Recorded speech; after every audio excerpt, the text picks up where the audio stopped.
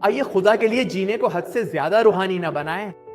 کیا صرف تبھی یہ روحانی ہوتا ہے جب میں خدا کے لیے عبادتی گیت گا رہا ہوں؟ جب آپ کو فضا میں روح کی موجودگی محسوس ہو؟ ہاں، یہ روحانی ہو سکتا ہے، شاید یہ جذباتی بھی ہو، یہ روحانی ہے۔ جب آپ خود کو جھکا کر کسی ایسے شخص کی خدمت کرتے ہیں جو اس کا حقدار نہیں، تو یہ روحانی ہے۔ جب آپ کسی تنہا بزرگ سے بات کرتے ہیں تو یہ روحانی ہے۔